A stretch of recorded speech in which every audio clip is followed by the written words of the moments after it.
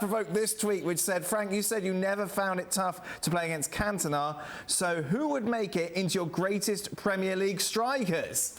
So here we are then, Frank's top 5. Oh, it's like the old days. That's right, go on then, Frank, bring in at number 5. I thought he'd be higher, Frank.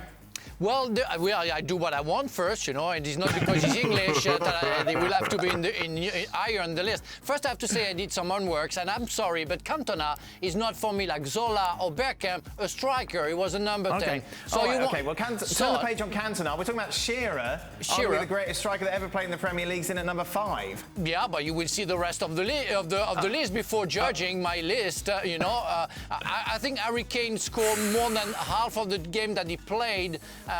So it's like a goal every 2 games, and I love that kind of player. He's completed. I think he's more technical than Shearer. Was a real top scorer, but with all due respect, I think Harry Kane is on top of it. Didier Drogba, because what he did at Chelsea was absolutely exceptional. He had a hard time when he started, and after it was just amazing. It was just amazing. What do you want to go on the second?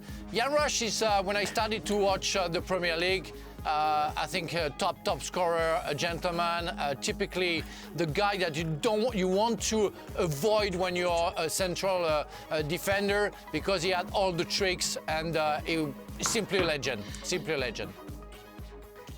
And Thierry, because well, you know, he became a star. He has a statue at the Emirates. He scored goals after goals. I mean, he said once, I think, I'm fed up scoring only nice goals. I have to score bad goals, which was true.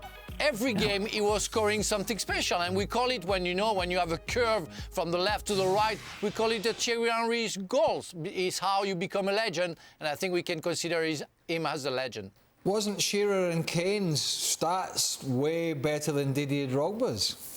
Well, that's, you know, that's maybe a blues kind of tribute, you know. I know Shearer and Kane were more effective in goal scoring, but I think Didier, what he did was playing at Chelsea was something special. And you see, Lukaku wanted to become Drogba. It's not easy to be a Drogba when you play for Chelsea.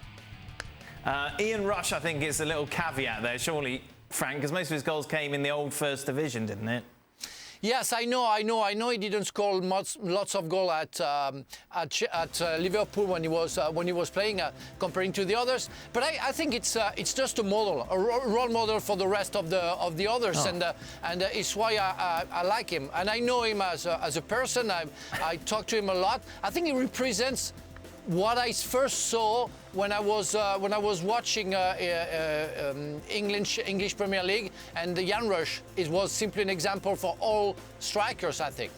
Why do people have to compile stats from when the Premier League started? Well, I suppose that's just for a talking point of this discussion. But others do. I see it, and it's as if the First Division, when it became the Premier League and Sky Sports get involved and all this, did the ball become a different shape, or did the pitch become a different size? No, I just think for this topic, that's where it kind of I'm not talking about this topic. I'm talking about a generalisation. I don't particularly want to go down. So if other people, you're not going down this route as the producer, so don't kid yourself. Is it because if somebody else jumps off a cliff, would you go, well, I'll jump off it as well?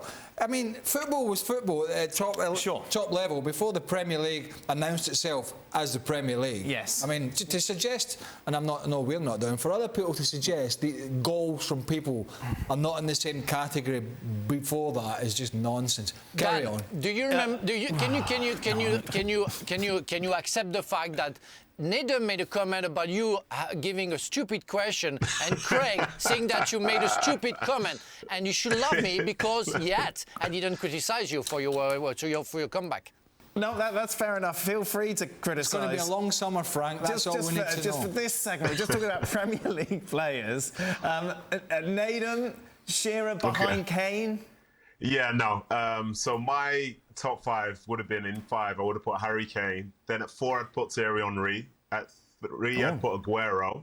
I'd put Rooney at 2, and then Shearer at 1.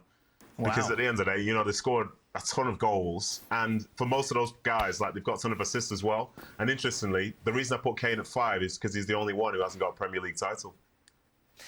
Just want to say something. Shearer, I'm sorry. Surprise. Shearer was the captain of England. He was allowed to do whatever he wanted to do in the Premier League game. You know, referee didn't want to do it. He broke my nose twice. I saw him play. There we are. I saw him. I watched him a lot, and I was very happy to see him in the Champions League final. But I didn't have time to talk to him. He was allowed, like Tony Adams, to do whatever he wanted, kick people, you know, and keep on scoring. He was a fantastic top scorer, but I barely saw him in the Champions League, so I cannot compare with the others. On top, for the skill internationally, he did with the English team, but with his own club, I didn't see him. I agree with you, Shearer was a great top scorer, but you have to take the whole picture to compare the players. And the players that I put on top of him are players who were involved in the Champions League as well.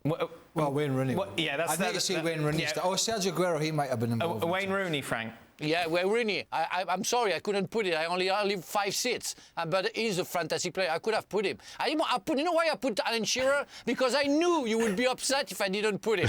So, but I wanted to put Rooney instead. Really. Listen, we hear you're going to a game tonight in Los Angeles. Save your chat. Well, thank you very much for watching ESPN on YouTube. For more sports highlights and analysis, be sure to download the ESPN app. And for live streaming, premium content, and let's not forget as well, ESPN FC 7 days a week. Subscribe to ESPN+.